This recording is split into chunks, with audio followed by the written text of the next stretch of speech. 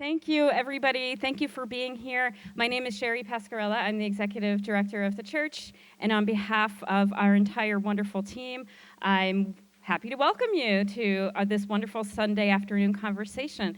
Do we have any first-timers here? I had a feeling we would. Welcome to the Church Virgins. Your baptism happens upstairs immediately after the program. We currently have on view The Ark, which is an exhibition curated by Eric Fischel. Oh yeah, thank you, Guy. Thank you. It is a wonderful show. It does deserve a round of applause. I do hope you all have an opportunity to check it out if you haven't already done so. It's a distinct pleasure to welcome you to introduce you to this afternoon's wonderful speakers. We are joined by Elyce Arons, who, if you can clap for her, because she's wonderful.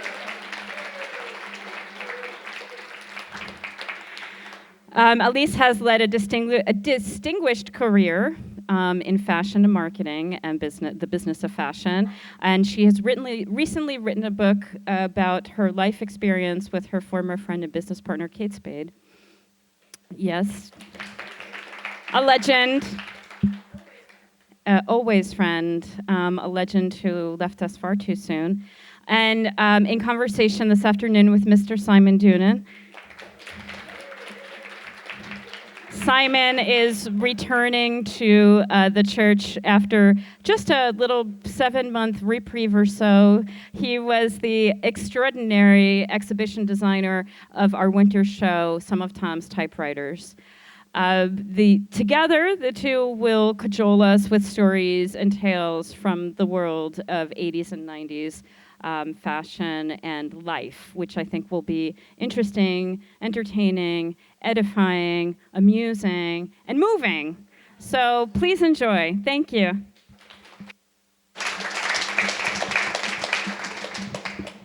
So I thought it was probably a good idea to get the somber stuff out of the way first. So when I was invited to do this, I thought a lot about suicide, and I thought a lot about Kate, and I realized,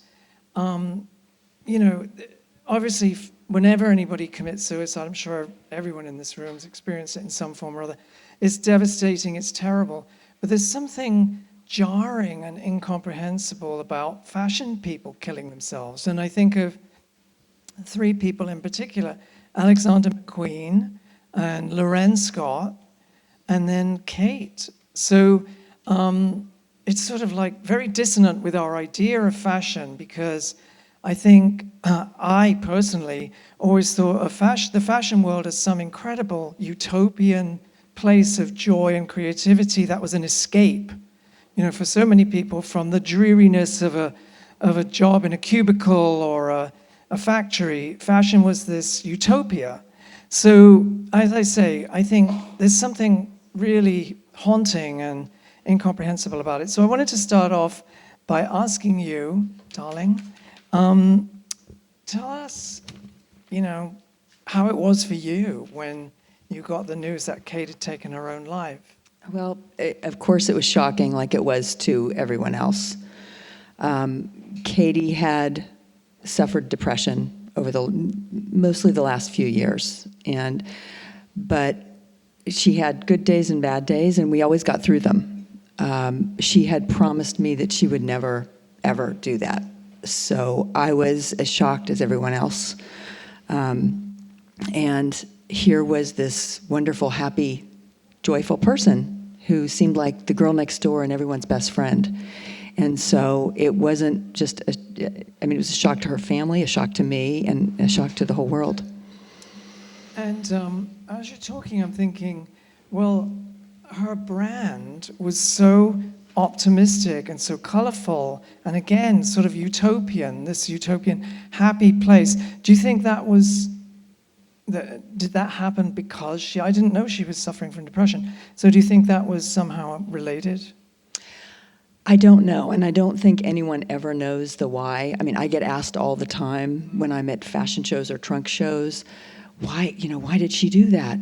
And I think anyone who's lost someone in that tragic way None of us can ever answer that question. She happened to be alone, and in one moment, she just lost hope. Yeah, I think that was also the case with Alexander McQueen and with Lorraine too. Anyway, R.I.P. She was so fabulous. I'm privileged to have known her. So now let's talk about the book. The title is really great. I'm reading it just because I don't want to screw it up. We might just make it after all. I want to know how that came about, and how did the book come about? So Katy and I met when we were 18 years old, and we were both journalism students at the University of Kansas. And one of the things that really bound us together was I asked her, why did you go into journalism school? And she said, well, this is going to sound crazy, but I always loved Mary Tyler Moore. And when I was a kid, I watched her show. And I said, oh my gosh, that's the same reason I'm a journalism major. And it's funny because over time, I've talked with Katie Couric, and I know Oprah had the same experience, and Deborah Roberts, and all of them were inspired by Mary Tyler Moore to go into journalism. And Mary, for us, it wasn't just about journalism, but Mary was a confident, modern woman at a time in the 70s where women didn't necessarily go into jobs that were predominantly, male. And Mary was this single woman who was confident, modern, stylish, and funny. And we wanted to be like Mary. And so as time went on, we moved to New York, started Kate Spade after many years in the fashion business doing other things, and I got a phone call in the office, and it was Mary Tyler Moore's agent. And the agent said, Mary wants to come and see your handbags. And I said, oh my gosh, really? Well, she could go to Barney's or she could go to Saks. She said, no, Mary wants to come to your office and see everything. So cut to the next day, in walks Mary Tyler Moore. Tranquilizers. I did. When you meet someone famous for the very first time and it's an icon in your life, you can't even speak. Like, you're just with your mouth open. And she came in, and we were fawning over her, saying, "Oh my God, I can't believe you're here! And your show meant so much to us growing up. And we started this company because of you, and because of the values that Mary had in the show." And she couldn't have been more lovely. She seemed like your friend, and she continued to inspire me throughout my life for many reasons. So the title is from the theme song to the Mary Tyler Moore show, yeah. We Might Just Make It After All. And I changed one of the words in there, but it's You Might Just Make It After All, and changed it to we. So what about Mary Tyler Moore? I guess it's that combination of competence, confidence, and then still very playful femininity.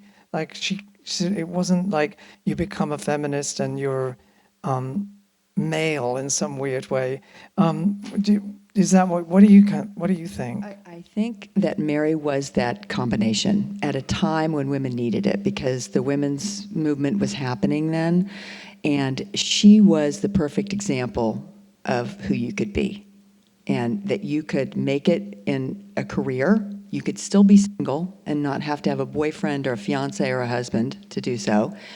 And she made it on her own and on her own terms. I mean, and she really lived that life too. And in the show, in the Dick Van Dyke show, when she was Laura Petrie, Mary had an argument with the network. She said, I am not wearing a dress and heels to vacuum. I am going to wear pants. And it was a big deal. Like, they almost didn't go for it. But she was one of the first women to ever wear pants on a show. And she really lived that throughout her life. And she insisted, when she and her husband at the time came up with the Mary Tyler Moore show and the whole idea behind it, that she was going to be single. She was supposed to be divorced. And the network said, no, you need to have a boyfriend or a fiance or a husband. She said, no, I won't be divorced, but I'm going to be single.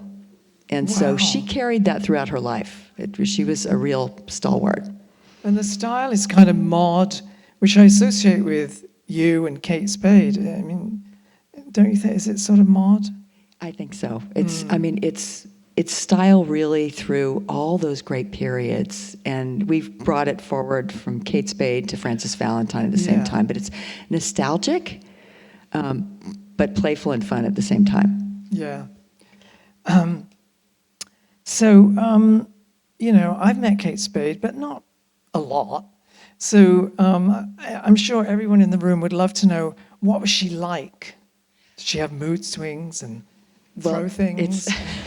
It's one of the reasons I wrote the book, actually, because I felt like everyone really remembered Kate for how she left us and not how she lived. I mean, if you think about Alexander McQueen, the first thing I think of is, oh gosh, ooh.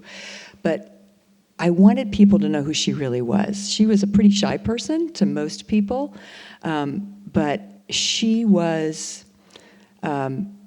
obviously creative, really talented in what she did.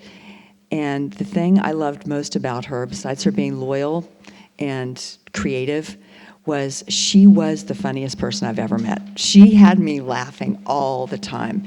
And one of the things that bonded us in college was we both loved pranks. And our friends often thought we went too far because one of us ended up, not surviving those, but we played them on each other all the time. And I talk about those in the book a lot. Give us an example now. Oh.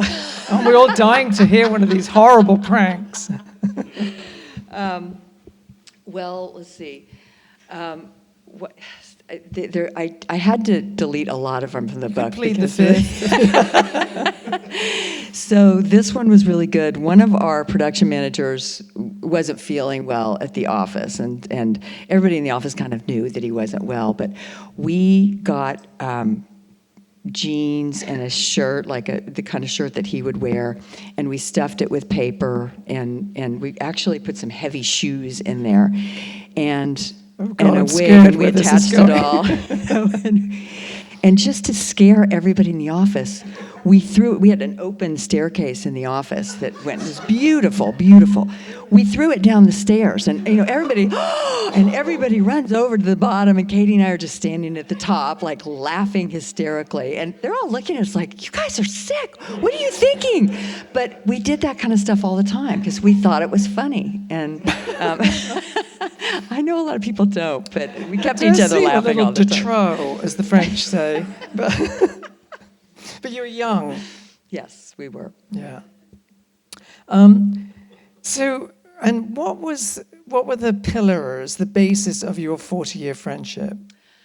Oh boy. Well, when you're young and you share so much with each other, in the book I talk about this a little bit. We both had what were tragedies in our own lives when we were young, and it took, we were pretty quiet with everybody about those until we met each other, and kind of got close talking in the car one night, our freshman year of school, and remained close ever since. But I think the things that really kept us together were we were very loyal to each other. We never shared secrets, ever.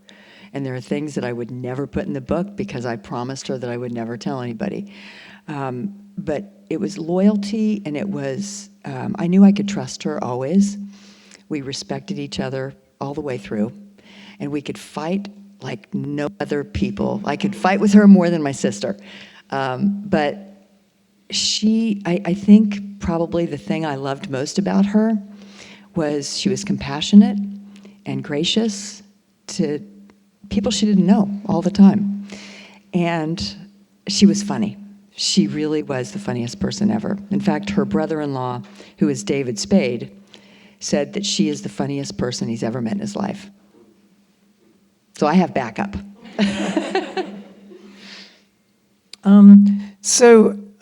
Building a brand at the best of times is sort of agonizing experience with highs and lows. What's it like to build a brand with your best friend? I can only imagine. Well, we lived it 24/7 together. We were always working, and that was probably a good thing because when you're not making money, you're spending money, and we were so broke then when we started the business. We worked out of Katy and Andy's apartment for the first a little over a year, and Pamela Bell, our other partner, who is also pictured here, said, "We can't keep doing this. We've got to get out of their apartment." So Pamela and I found this empty space on 29th Street. And it was the same building. It was a fur building, so there were furriers all through the building. There was fur constantly flying everywhere, and you'd see fur balls floating down in homage. And so it was a dingy space. But we took it, we painted the ceiling, the floors, and the walls all white, plugged in bright light bulbs, and that was our first office space. And it was grungy, but it was ours. And we blew out of that space in about a year and a half and had to move to a larger space. And again, Katy was like, we can't afford rent. What if this fails? And I was like, are you kidding? We've doubled from last year. We're quadrupling this year. We've got to get more space and hire more people. And so again, Pamela went out and found this other space on 25th Street. It was a 10,000 square foot space from our 1,200 square foot space. And so we moved into this 10,000 square foot space, and Katy was like, I don't know, you guys. Of course, 3 months later, we took another 10,000. 6 months later, we took another 10,000, and we ended up with about 50,000 square feet because we did everything out of that space. We even had our warehouse there at the same time. So we had fun. It was hard, and we would, have a slice of pizza for dinner because it's all we could afford. But it was happening, and it was exciting. And I think one of the very first highs, there were two right at the beginning that I remember. And one was when Vogue magazine called us because our handbags were becoming a thing and came to shoot at our offices. And the middle lower photo there is of Pamela, Katy, and me, and the upper right one is that Vogue shoot. And we were, of course, snapping photos of each other the whole time because it was the first time we'd had our makeup done professionally. And Katy said, you have to look really cute, so wear a pair of black cigarette pants, and I'm going to loan you my top that I wore in my wedding. So I'm wearing her wedding top, that photo. So great. And yes, it was explosive success. I remember it when you guys came to Barney's, and we were all like, oh my God, these bags.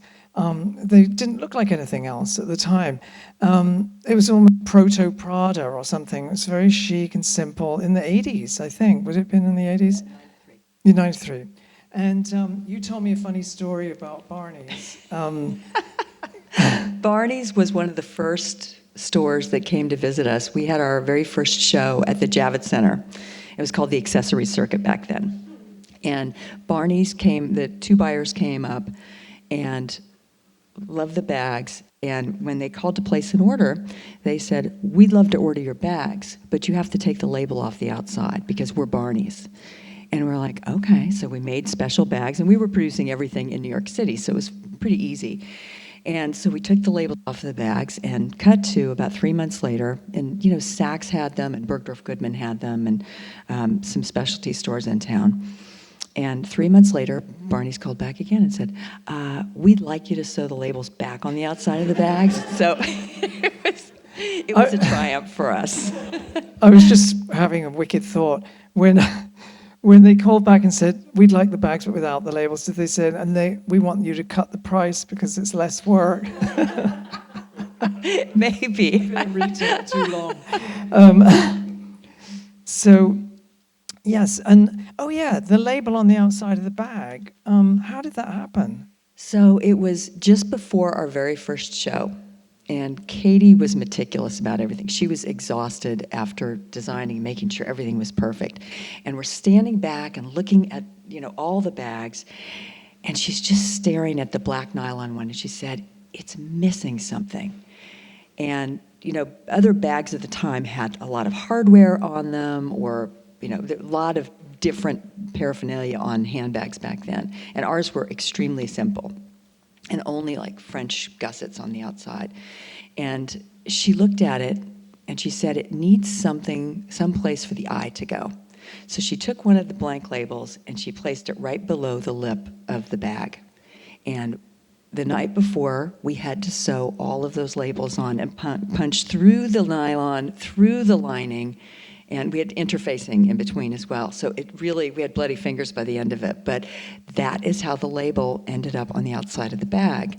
And for me, that it made the whole thing go from a handbag to a brand. And it really changed the entire thing. Yeah, and I think it changed the way bags then evolved, don't you? Yeah, I Yeah. do. Bag history was made. So, after the successful sale of the company, you and Kate launched Francis Valentine. What made you get back in the game? Because I'm sure Well, people asked you that. Michael Kors asked Katy, he said, "Why are you sticking your hand back in that blender?" And we had, when we sold Kate Spade, it was 2006, we had both just had children, and our children were very small, and we thought, oh, well, we can, for the very first time, be moms and really enjoy it and be, free and be customers and go shopping. And so we did that for about 7 or 8 years. Katy ran the school store at her daughter's school, and I was the PA president at my kids' school. And then Hang on, she ran the school store. she didn't work there and ring people up. No, she picked out all of the items that were going to go into the store and designed them, merchandising, basically. Yeah, she was good at it. She loved doing it. But I was PA president for a period of time, and then, once you volunteer at our school, they kind of suck you in to do other things. So I became board chair of the school, and we built a high school, which was fantastic. It was really great and such a learning experience for me. But Katy and I would talk every day, and we both really missed creating things, and we missed fashion. And we started talking, and about 2014 decided to start Francis Valentine. And her love was always handbags and shoes. So we started as an accessories business, creating these beautiful pieces that were really meant to bring joy to people and to make your whole outfit and, whatever you were wearing. And it was going great, and we were having a great time because it was brand new for us, although there were challenges when we started Francis Valentine, because when we'd sold Kate Spade, it was 2006, and we thought we knew everything when we left. We thought, we'll just start another one. It's not that easy, but we thought it was going to be. But when we left Kate Spade, we had one person sitting in the corner doing e-commerce business.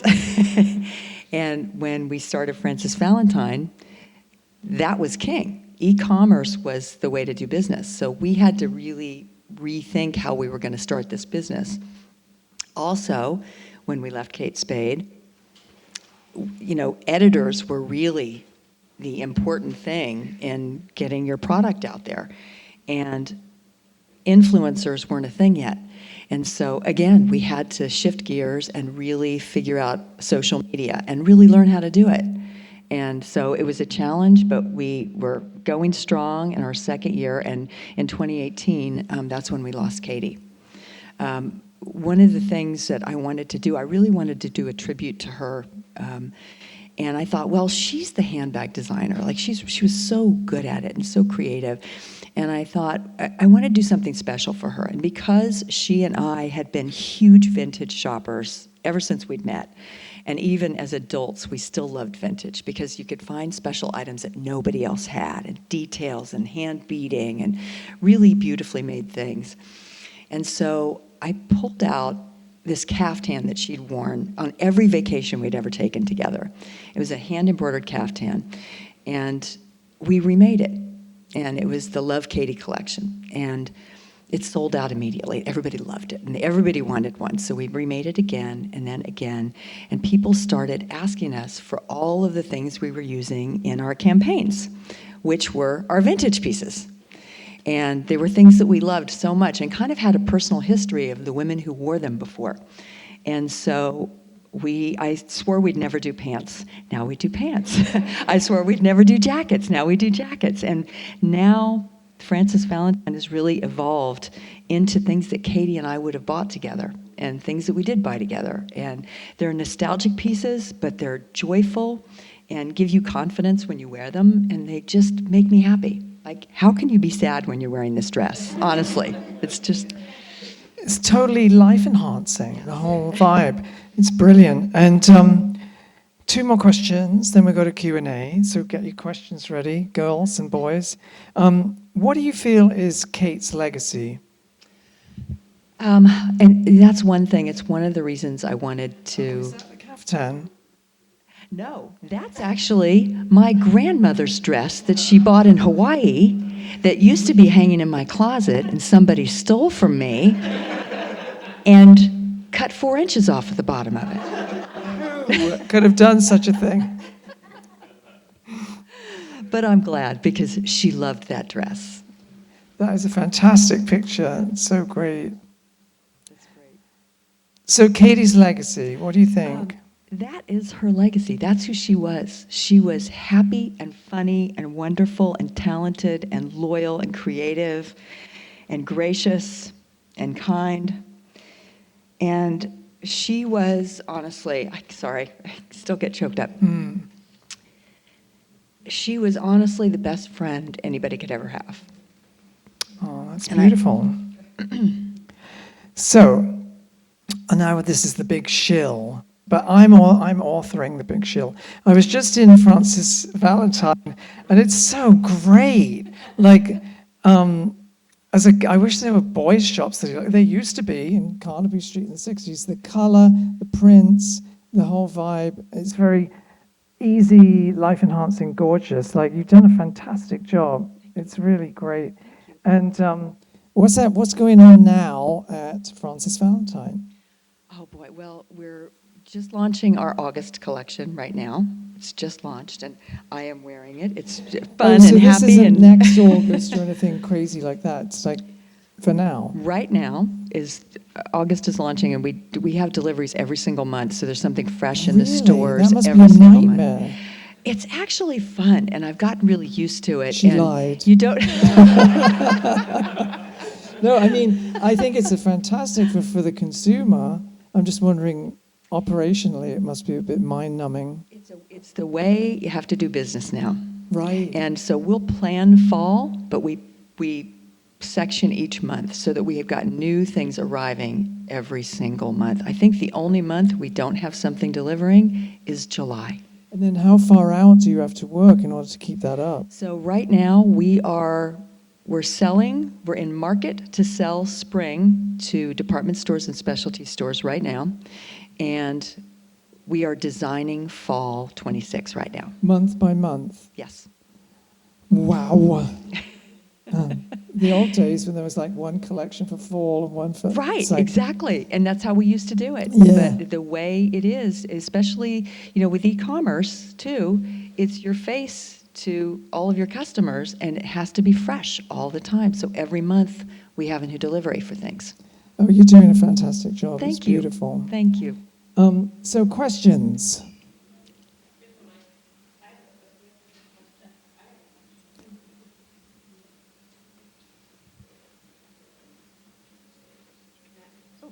Hi.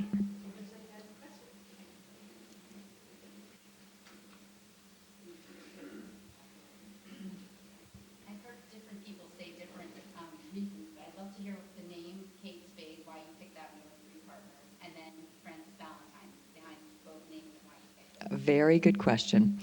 So with Kate Spade, Katy and Andy hatched the idea for this business in their kitchen. And a big part of it was Katy had been an editor at Mademoiselle magazine, and she'd moved up the ranks and she'd become the accessories editor. So she knew, every accessory that was out there, in particular handbags. And when she left Mademoiselle, Andy was really pushing her to start a business. And she and I had always talked about having a business together in college, but we waiting tables and bartending. We didn't have any experience in anything. So by that point, we had experience, and Andy said, we should really come up with a great name for this business. And we started out with different names, but really because their names sounded so good together.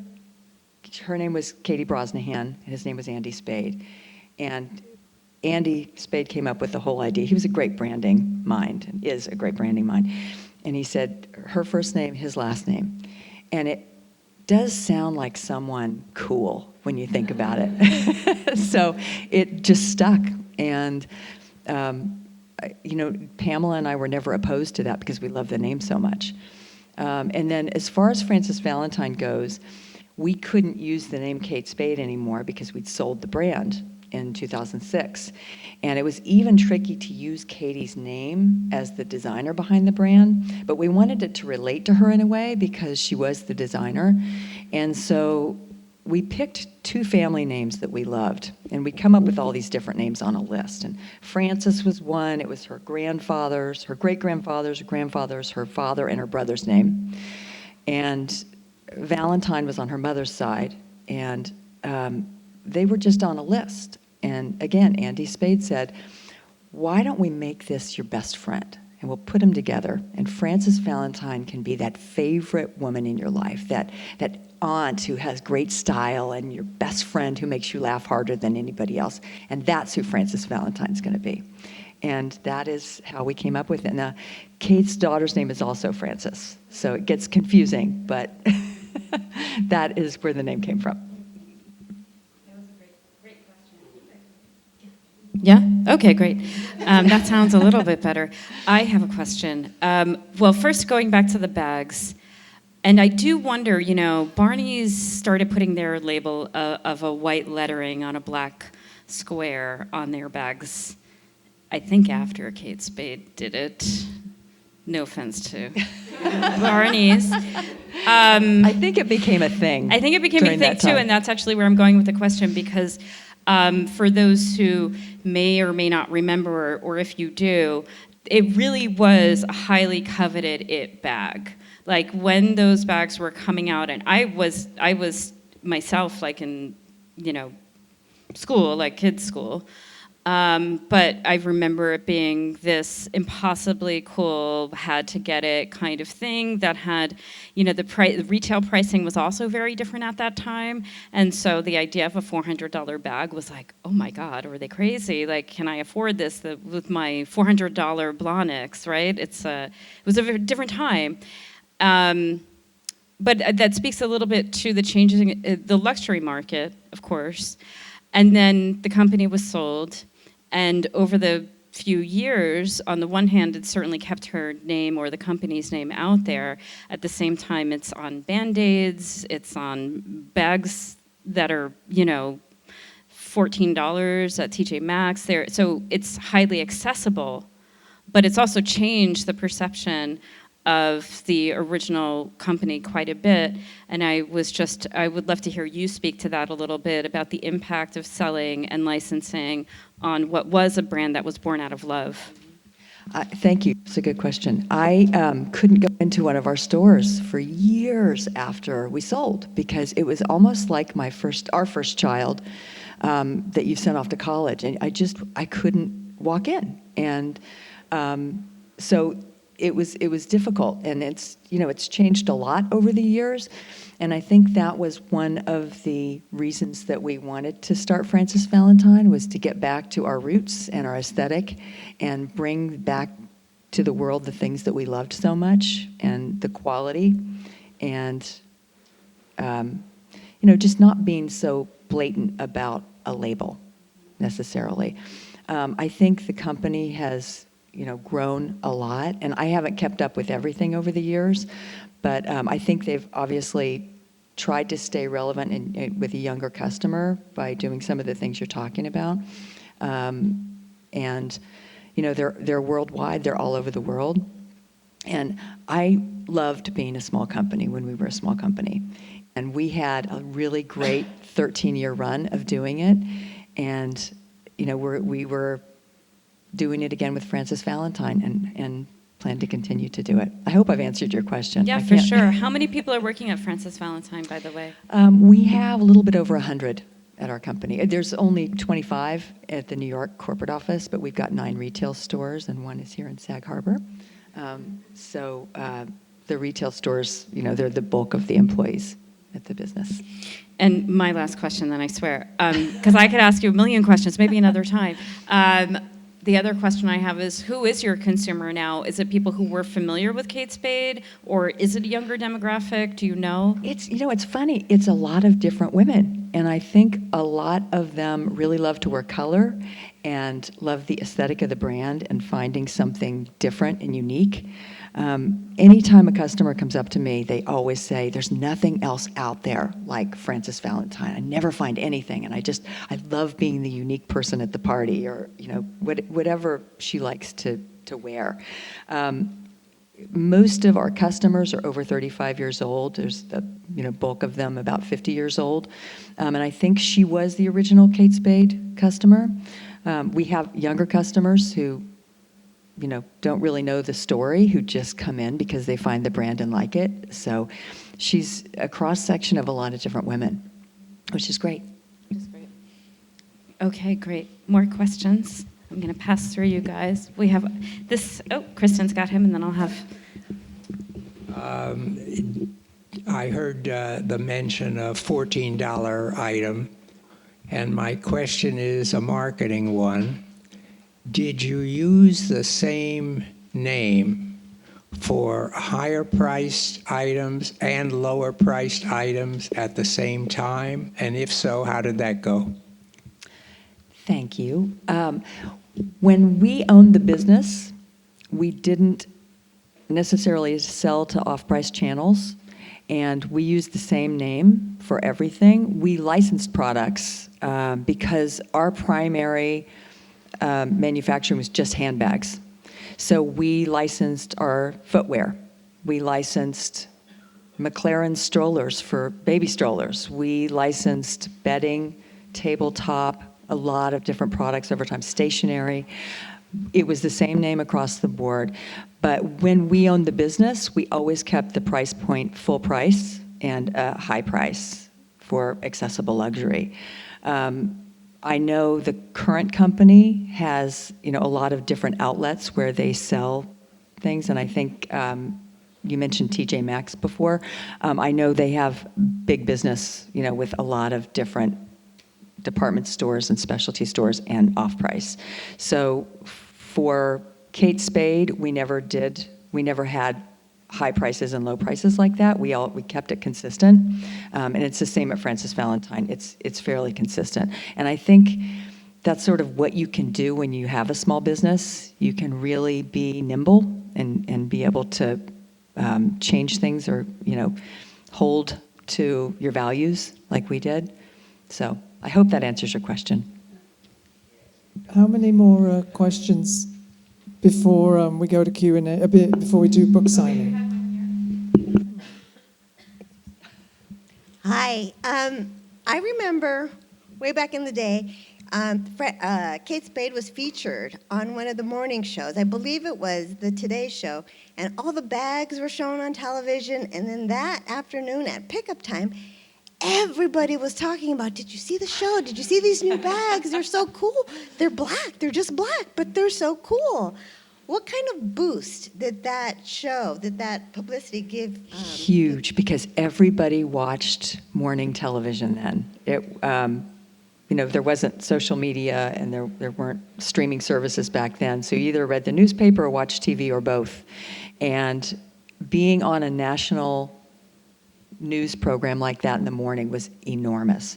We were on Oprah one time. That was like, I'm getting chills just thinking about it now, I have to say. We were on Oprah. Katy was so nervous. I felt so sorry for her. She was, for days before, she was like, I don't have anything to say. I need to take something. I was like, you can't take anything. You're going to be on Oprah.